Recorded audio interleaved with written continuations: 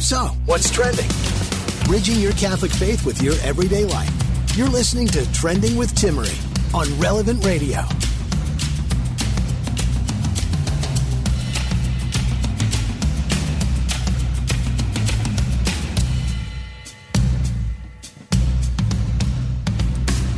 Welcome to our weekly happy hour here on Trending every week.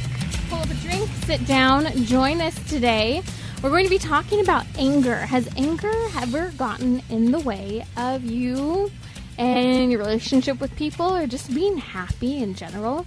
We'll talk about anger. We'll talk about confidence. We'll also share with you about the Walk to Mary, the annual Walk to Mary in Wisconsin. And joining me in just a little bit will be Father Rocky, our executive director here at Relevant Radio. We'll also discuss what you can do by being confident and how this will help your children, how they act, how they dress. But before we go there, I saw some really neat photos of the restoration of Notre Dame Cathedral. You may recall a few years ago there was a massive fire that destroyed parts of the cathedral, and there was kind of a contest of designers and architects from all over the world who had the opportunity to submit their plans in order to reshape and redesign the cathedral. And now it's finally underway, our beautiful Catholic history there in Paris. So if you want to see photos, I threw that up on social media that you can check out. And I want to talk, though, today about anger in relation to happiness. So often it can be something that just kind of fizzles and simmers in our lives, and it fizzles out and then it simmers up again. So let's talk a little bit about what is it. And first, though, is anger okay? Is it okay to be angry? Did you know that it's actually okay to be angry if it's a certain kind of anger? So anger should always follow reason, according to St. Thomas Aquinas. So if you're angry, your anger has to be reasonable. Now that means if your anger is reasonable, it means it should be praiseworthy. So anger is essentially a desire for revenge, but in the right way. When it moves against vice, when it moves against what is not good, essentially. So it's supposed to be connected, we could say, to the gift of the Holy Spirit when you think about it, because one of the 7 gifts of the Holy Spirit is fear of the Lord. And so it's not that we're afraid and trembling before God. This virtue is actually about being afraid of anything that could separate us from God, about being afraid of anything that would prevent us from living in God's kingdom, that are contrary to God.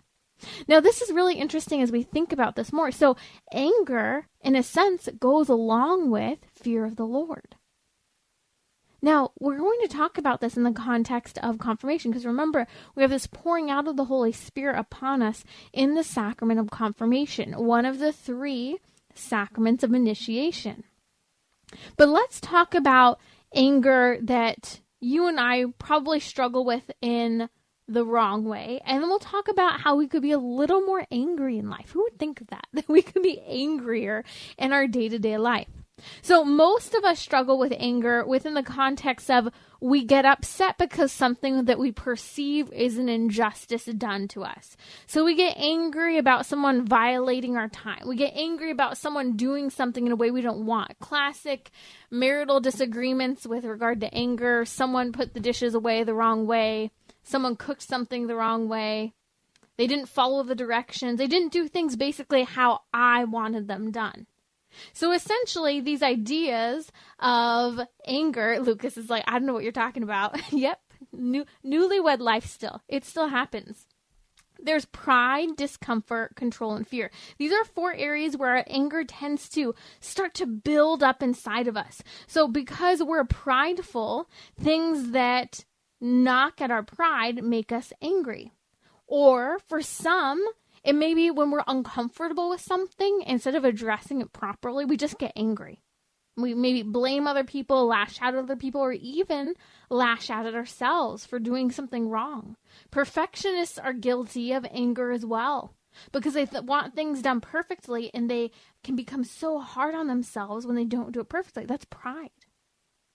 Which also touches on the whole issue of control. When we try to control everything and something's out of our control, we tend to get a little angry.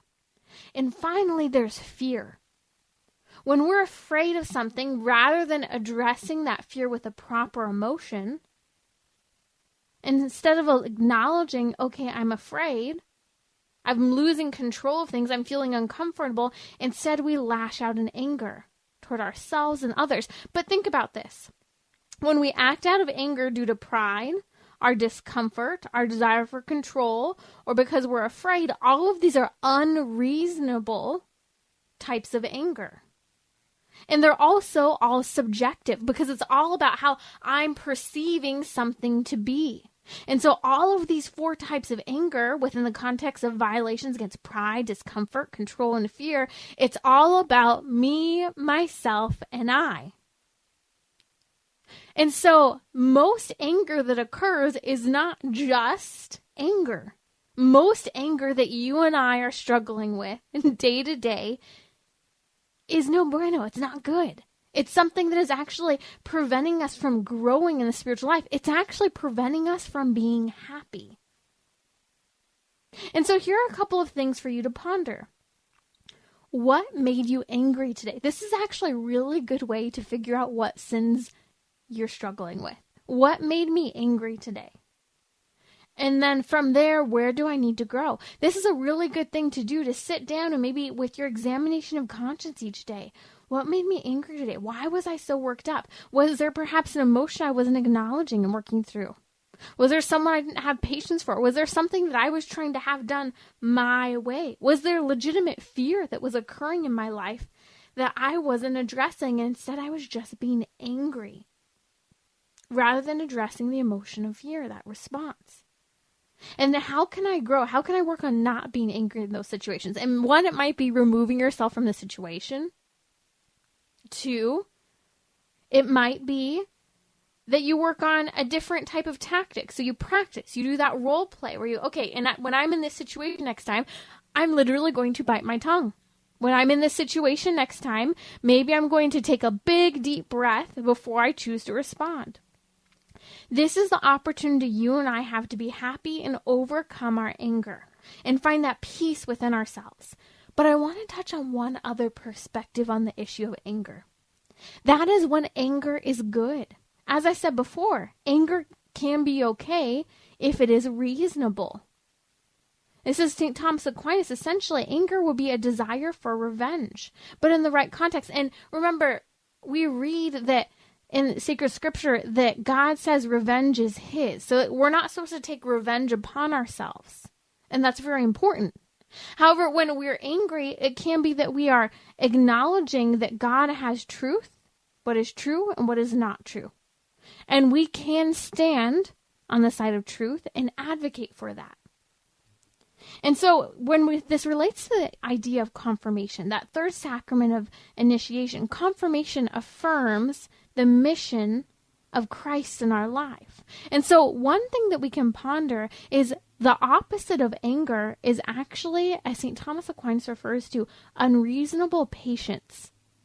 We could also talk about it as apathy or even tolerance for vice and for what's wrong. So where we're apathetic to what's happening when something is not proper that should be occurring.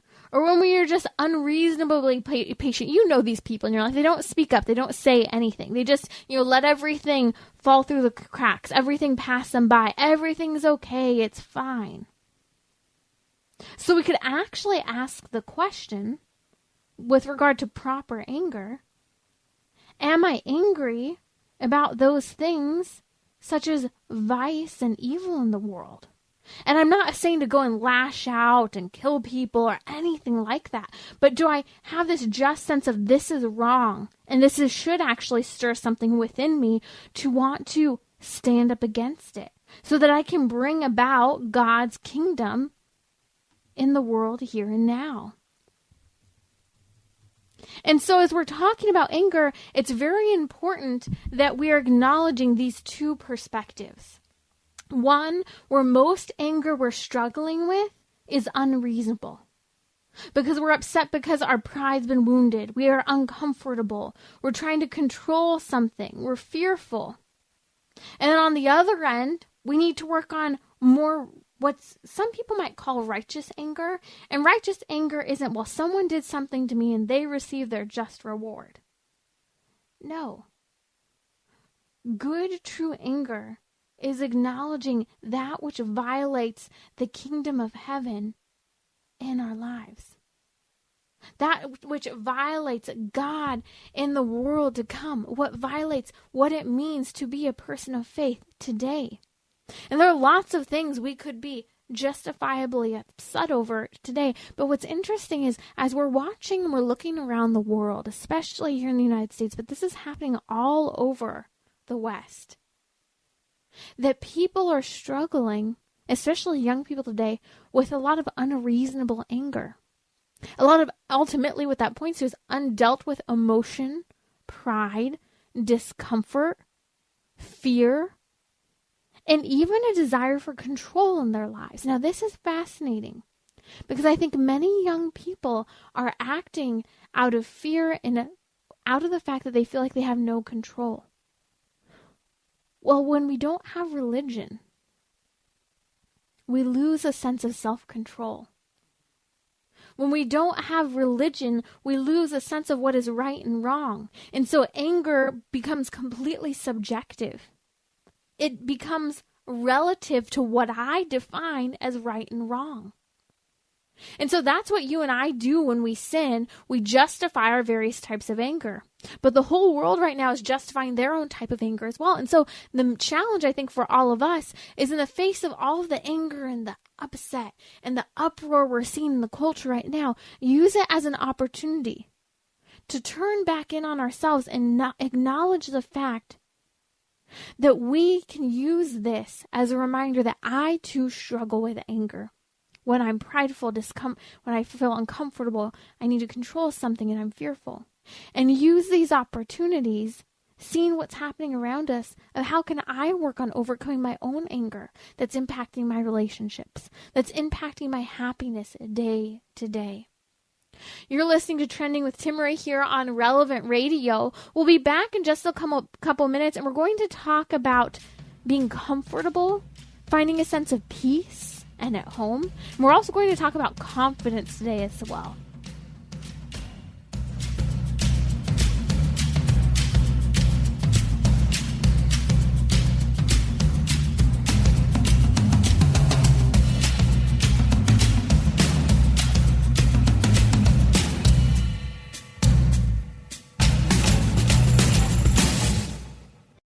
Catholic Order of Foresters is proud to sponsor the Relevant Radio studio line. For information about employment opportunities and flexible premium life insurance plans, visit relevantradio.com/forester. Bridging your Catholic faith with your everyday life. You're listening to Trending with Timmery on Relevant Radio and the Relevant Radio app.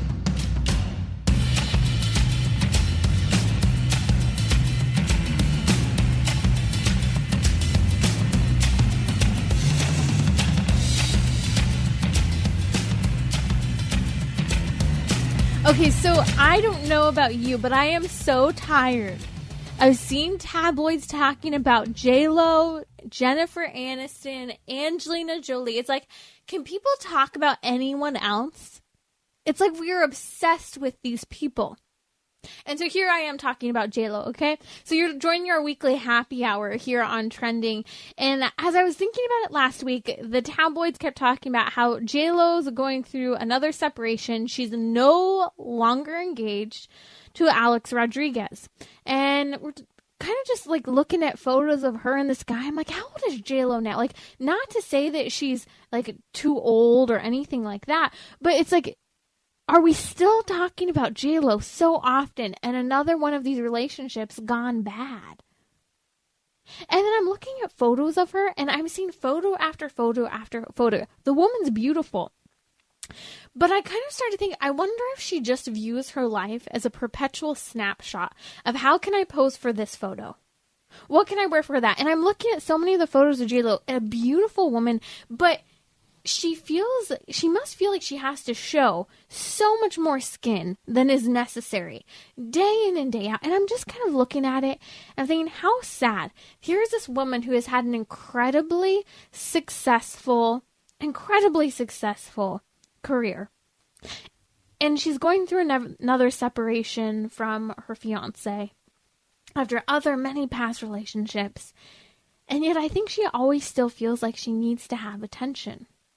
And it made me think about how so many young people today perpetually feel like they are in the midst of a world where they have to show themselves on social media to an extent where they use social media to express how they feel affirmed, to give a sense of self-expression. So many young people today, I think that in order to feel confident, they have to flaunt everything they have, such as J-Lo still continues to all these relationships and all these years later. Again, like she's constantly viewing herself in terms of the photo she's going to take. But that's what young people do today. They constantly view themselves in terms of the next photo they post on social media. So do we only view ourselves as an icon or a Snapchat posing for the next photo? This is really difficult for young women because it makes young women perpetually feel like they have to be hot and available. And this is influencing everything we wear as women. Clothing today is so challenging. Comparison of what I wore versus what the other person wore. Not just what the latest fashion is, but how much clothing and how much I'm willing to reveal on any given day. It's incredibly challenging. And it's shocking sometimes too because young people have no good sense of shame for where they might be with the types of clothing they wear. I'll never forget growing up, we grew up in a lake community, and people would come in to church wearing a wet swimsuit, shorts, and a t-shirt for Sunday Mass. And I remember just saying, and I'm not sitting here trying to be judgmental, I'm not. That's not what I'm trying to say. But what I am saying is that we've lost a sense of what's appropriate to wear to the right places. It's completely gone out the door. There's no sense of, I think, respect for the occasion with which, or the people we're spending time with. Like, reality is, you probably shouldn't go and visit your grandparents in a wet bathing suit and a t-shirt and shorts, unless perhaps you're jumping out of the swimming pool at their house and walking inside. But you wouldn't show up to their house wearing a wet bathing suit, shorts, and a t-shirt with big wet marks on it. And so I'm thinking about this, and I'm thinking about how there's so much pressure for young people today to constantly pose for the next photo, to be that snapshot in the world. And I was reading a blog by Mary Jo Gerd. And the blog I thought was fascinating because it really gave a perspective that I hadn't heard before with regard to modesty and dressing. And that this is what it was. That how parents perceive themselves and give themselves compliments and one another compliments actually influences kids. And this is interesting to ponder because social media is always teaching kids to constantly look for attention. And don't get me wrong, young adults as well. And it's only parents who can help break this confusing sense of self-esteem and representation today by helping to give acknowledgement to the body in a positive way. And so it's not just a matter, and this is something that Mary Jo Gerd commented on, it's not just a matter of complimenting your kids, saying, oh, you're beautiful, you look lovely. But she actually said it's a matter of how we perceive ourselves and how our kids see that. Building confidence in children by how we show, for example, how we acknowledge ourselves. Basically, this is the thing, and I hate these words, but like self-talk, you hear words about positive self-talk of like, oh, I did really well on that today. Or, oh, the food I made for dinner was really good. But it's actually important that we're doing that about ourselves. My hair looks really nice today. I have a nice figure. Complimenting your spouse in front of your kids. Essentially, what Mary Jo Gerd is saying is what we're called to as Christians, to bear witness to Christ in the world. But that also means to the image of God written upon our bodies, to the beauty of creation that God created. It's taking pride in how we look and who we are. Pride, being proud of ourselves, is a good thing. Another perspective that she said is that parents can actually acknowledge and praise modest behavior in other people. And remember, modesty, the virtue of modesty, doesn't just have to do with clothing. It actually predominantly, we have to recognize, it has to do with speech and action, and then that flows into the clothes and how we dress. You see, this is an opportunity for us to acknowledge that modesty starts in the home. Modesty starts with just how we perceive our own bodies. Positive affirmation. Yet so many people today are so uncomfortable with how they look. There's this constant nitpicking and self-criticism. You know, it was fascinating. So I knew this guy, really good looking guy, graduated from an Ivy League school, and people thought he was gay. He's not gay, but people did. They thought maybe he doesn't know how to talk to girls. He hasn't had a girlfriend. All this time they kept thinking, you know, something's up with this guy. He's never brought a girlfriend around. He's not dated anyone that we know of. And finally, after years, it ended up coming out that his parents were extremely critical about appearance. And so that made this guy really critical about the women he would potentially date. What happened is no one was ever good enough. And not only was no one ever good enough, but there was always this expectation. The girls that he was slightly interested in and entertaining, they weren't people who had a good sense of self-respect or even a slight sense of modesty. He kind of went after that typical person who doesn't care about how much skin is shown, and it's all about the selfie. It's all about their self-image. They're overly obsessed with the way they look. And I thought it was really fascinating because it took years for him to finally acknowledge that I have become wrongfully prideful and critical to the extent that I can't even get myself to date someone, and I don't even have a high sense of respect for women. And it was fascinating to see. It's so funny because here we are, like, I didn't think this, but other people thought, oh, he must be gay because he's not dating people. But it actually started within the home, his upbringing. This type of respect, self-respect for the body that he had toward himself and others. This low sense of essentially self-esteem for how he looked and how others looked really impacted his mindset. It impacted the type of people he was willing to date. And he was willing to just go with the culture in terms of what he'd look at, but wasn't willing to date anyone because no one was ever enough. And how sad is that? Because that's the impact on a man. But what's the impact on a woman when the world tells you have to be hot and available? And then here we are. From a parental perspective, there's criticism for the way every single person looks. It can create a lot of confusion about what it means to have a body. Now, this is where we come back. It's fascinating. We've been seeing this transgender craze and trend in the culture today of a lot of young women rejecting their bodies, trying to wear boys' clothes, trying to act and move like boys. For a lot of girls, it starts around the age of puberty because there's this disacknowledgement of their bodies. They want to hide from their bodies.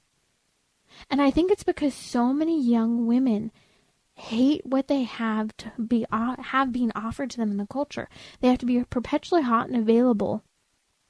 There's this constant attitude, even from within the home, of how they look. This attitude that even if nothing's happening in terms of the conversation about self-image in the home, it's actually happening on social media because they feel the pressure. And so how parents view themselves and how parents view others really makes a huge difference. And the more often we can help young people see that we're confident in ourselves, the way we dress, the way we compliment and acknowledge others, it's so important. And this brings me to this idea, especially during our happy hour, that there are a lot of people who we see are uncomfortable, unhappy with where they're at in life. And they're hiding behind a mask, as I would say, of a snapshot. And this brings me back to J-Lo. Here she is on another relationship, another engagement gone wrong. I heard supposedly she's on to her next boyfriend already. And I keep looking at all these photos of her from the various movie shoots and everything that she's done from her music. And I think that deep down inside, JLo, like so many other people, want to feel accepted and loved and respected, but they think that the way to do that is by getting attention by how they flaunt their bodies. And so we have this challenge today to take back our happiness and take back our confidence and not just allow our lives become another snapshot for someone else to view and to judge, but for us to be comfortable and confident where we are at in our own lives today. You're listening to Trending with Timmery here on Relevant Radio. Father Rocky, our executive director here at Relevant Radio, is joining me to talk about joy in serving. But before we talk about how service has changed his life and how it's been fundamental to mine and how it can transform yours, I want to talk about this Walk to Mary coming up here just in less than a couple weeks.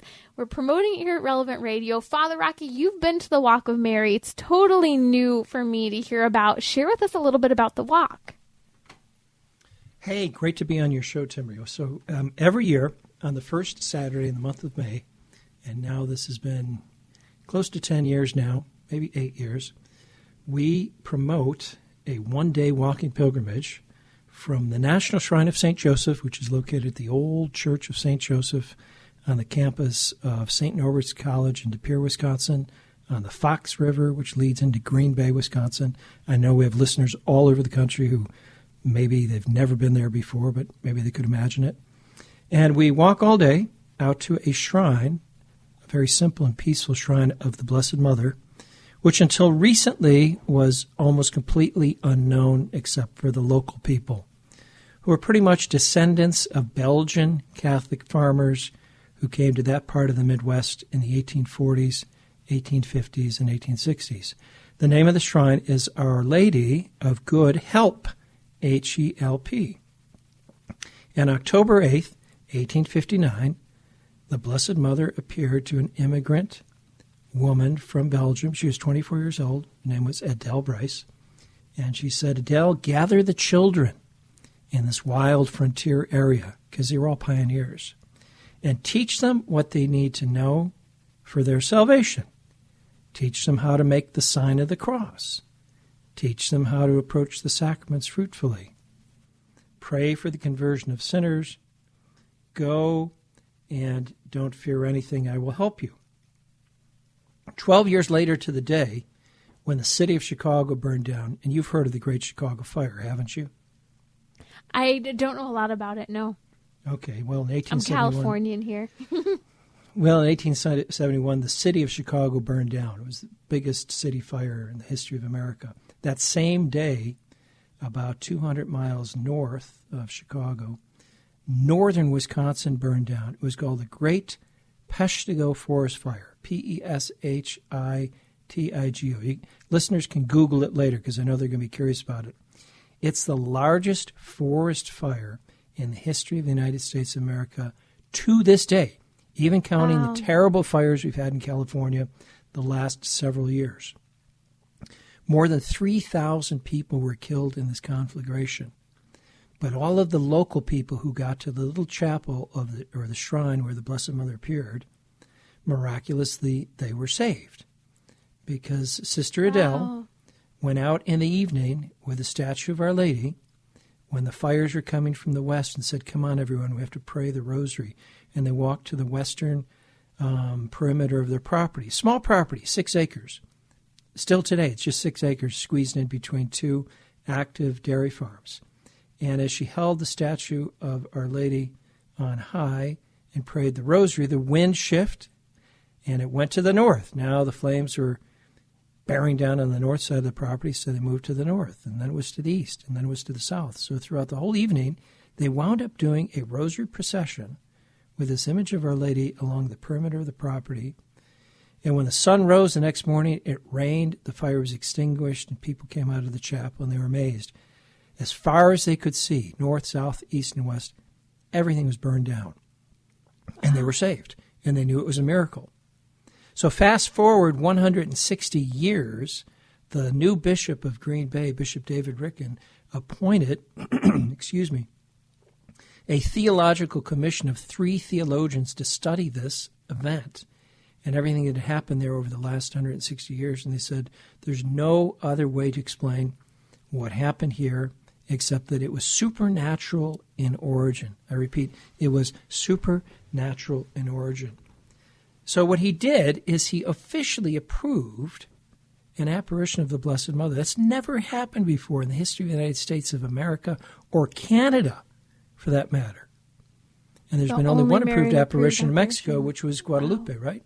Yeah, wow. So I recognized, well, this is highly unusual. When I had first heard of the apparition, I tended to be reserved, if not downright skeptical, until I learned more about it and got to know the lay of the land, because there are many great spiritual graces that come to people there. Conversions, confessions, family feuds are healed.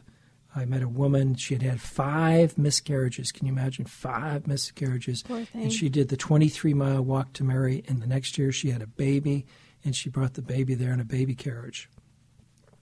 So after Bishop Ricken approved this on December 8th, 2010, a couple months later, I was asked to be the MC, Master of Ceremonies, at a local men's conference called the Estovere Men's Conference. That's a 2-word Latin phrase which means be a man.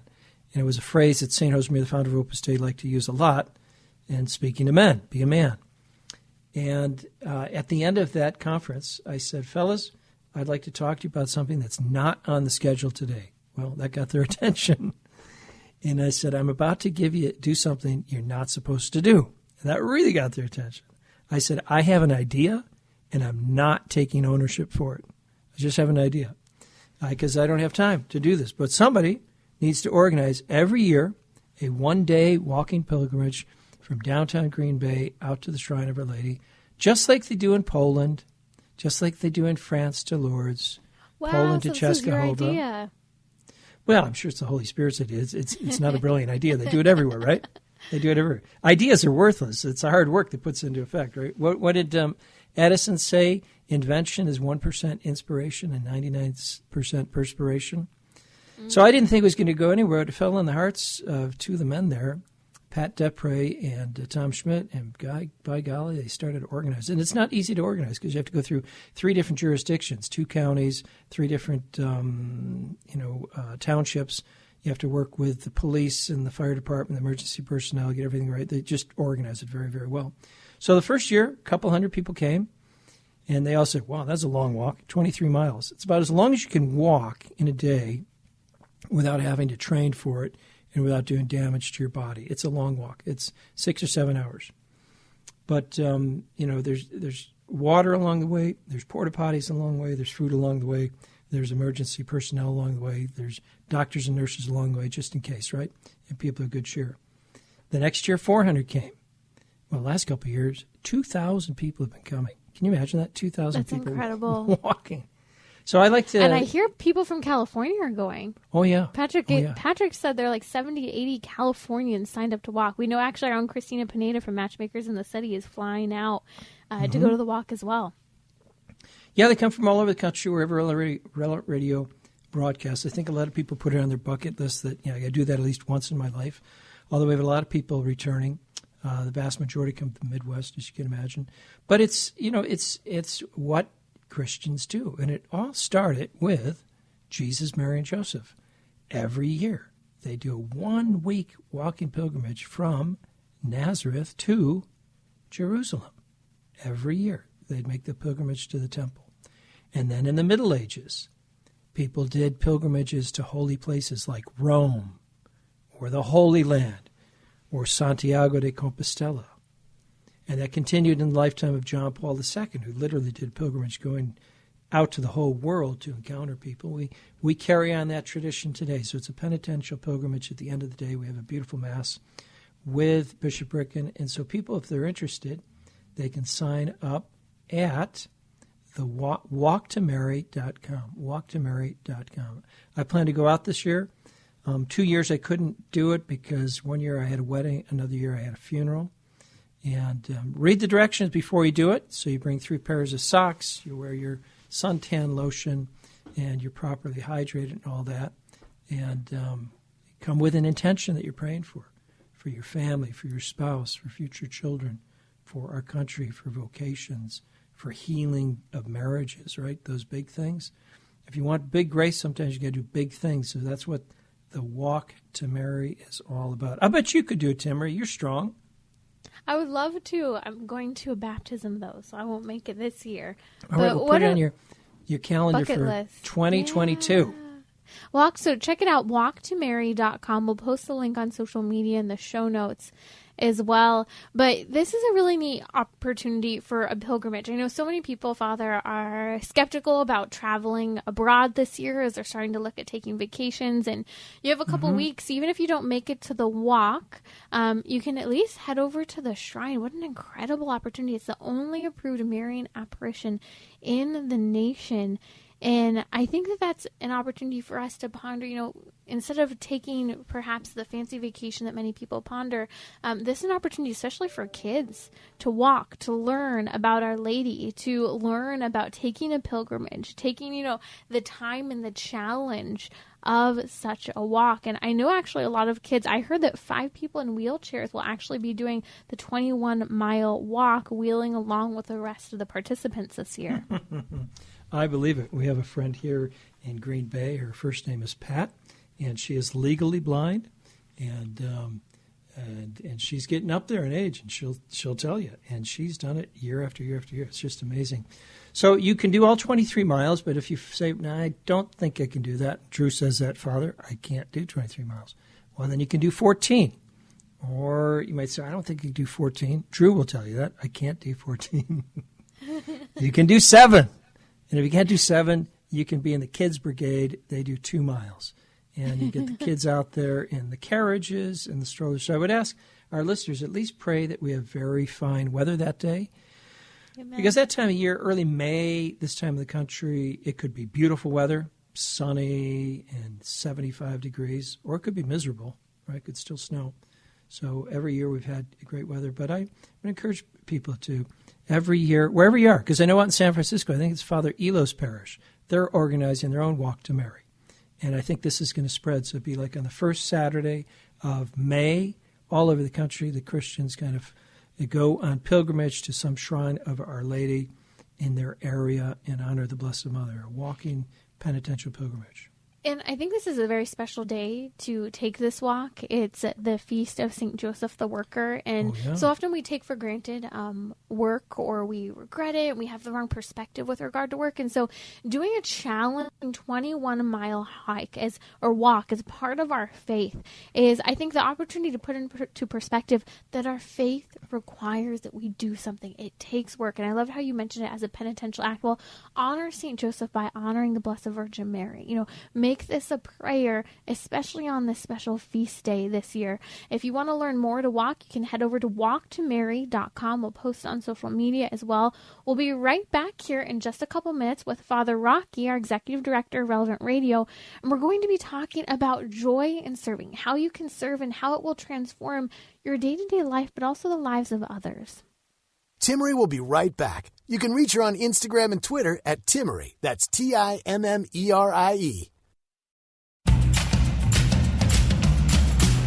So, what's trending?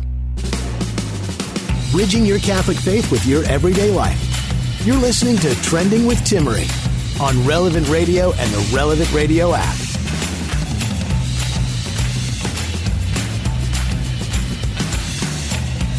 We're back during our weekly happy hour here on Trending, and I was asking Father Rocky, what do you want to talk about when it comes to joy and happiness in your own life? And I love this theme, the idea of joy through serving. I had the opportunity to grow up in the pro-life movement and had many opportunities to volunteer or be voluntold growing up in a pro-life family.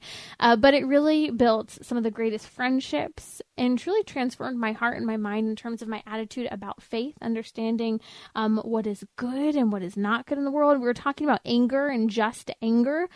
The pro-life movement is one place where there's that justified anger, understanding that there's something going against what is right and just in society.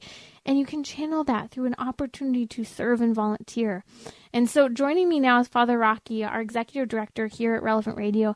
I'd love to hear why service, especially your priesthood, has brought you joy. So you teased out this question before the show. We've got the happy hour. Everybody likes a happy hour, and you want to talk about what makes you happy. And I thought, well, what makes anyone happy? What makes them happy is when they're serving and they feel needed and they feel appreciated. So I would ask Timmery, as a young mom, when, for instance, you had your baby and you had to change the first diaper, most people think changing a diaper is awful business, but I'll bet it made you happy, right? I don't mind it at all. I don't. I bet you were happy. And Father, I'm one of those people. I've refused to babysit because I won't change diapers. In fact, the one time I did babysit, I hired my little sister for $5 to come with me, and she changed all the diapers and she took the kids to the bathroom. So now you change diapers because you're a mom, right? I do. Only my kids, though. Yep. Well, I can tell people, you'll get a kick out of this. Being the youngest of 8 children, I have never changed a diaper in my life. And people say, well, Father, what would you do if you had to babysit a kid? I said, I'd call 911. We know this one couple, Father, and I think the family had about 10 kids. They went to church with us. Kindest family. And the husband used to brag that he had never changed a diaper in his life. And this is like 30 grandkids later, 10 children, and he never did. I don't think you should be bragging about that, man. No, of course not. I don't think so. Not. I'm sure there are other good redeeming qualities about him. But seriously, that's what makes us happy is when we're serving and we're making a contribution and we feel needed and we feel appreciated. And often that is the pathway for people to get out of depression. It's their pathway to get out of addictions or whatever they might be, right, to pitch in and serve people. And that's why, I'd like to remind people about the 7 corporal works of mercy. Jesus speaks about them in the closing chapters of the Gospel of St. Matthew. So what are the works of mercy, corporal works of mercy? The word corporal means it helps your body, like corpus in some way. So the first one is to feed the hungry. So let's say you're in a situation and you've got food and people around you don't have food. You stand up and say, I'm going to share some of my food with you. You immediately feel joyful that you can do something for somebody else. And you don't really worry about, I'm going to be hungrier. And then if you do, conversely, say, I'm just going to hoard my food, it makes you sad, right? But when you share and give to others, it makes you happy, right? So feed the hungry, give drink to the thirsty, clothe the naked, shelter the homeless, visit the sick, visit those who are in prison, and bury the dead. I don't know how many times people have thanked me for coming to visit them, whether it be at home or in a hospital, and they thank me. I said, no, thank you. This makes me happy because you pull me out of myself and give me a chance to be of service to others. So happiness is within her. In fact, I know a very wise woman. She's now in her 80s, and her husband has passed away. And we were speaking about some friends who are married, and one of the spouses said they weren't happy in the marriage. And this older woman just rolled her eyes and said, when are they going to grow up? Happiness is a choice. Your spouse can't make you happy. Right? Your spouse can't make you happy. You have to choose to be happy. And I thought, there's a lot of wisdom there and a lot of maturity and a lot of depth. And we see that joy in our Lord in terms of his service. We see that joy in the Blessed Mother. And that joy is kind of a hallmark of how we are to be as Christians. Pope Francis speaks about in his first encyclical, the joy of the gospel. Joy attracts.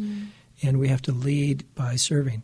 And service means, use the phrase, you first. You first. Yeah.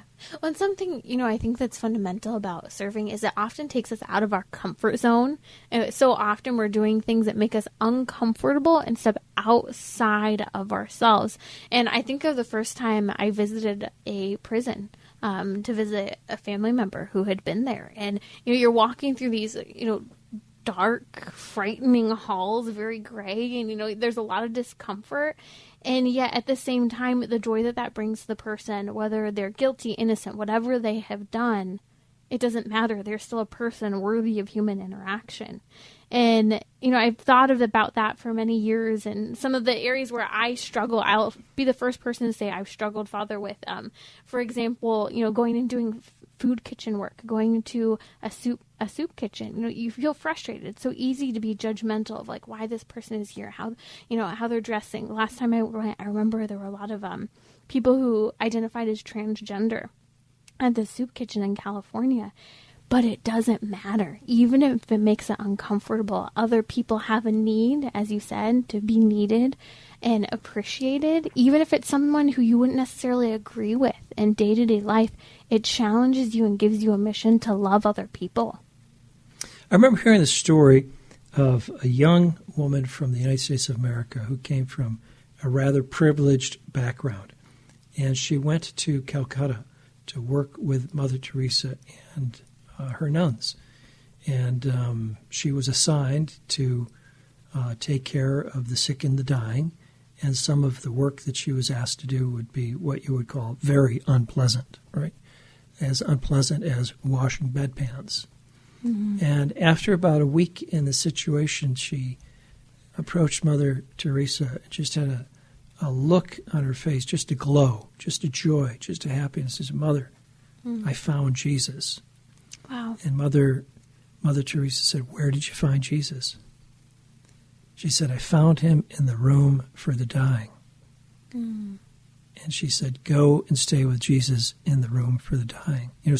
What this woman had experienced at some level was a complete and radical transformation and freedom, where her concern was no longer for herself, but for the others. And that's where true joy comes from.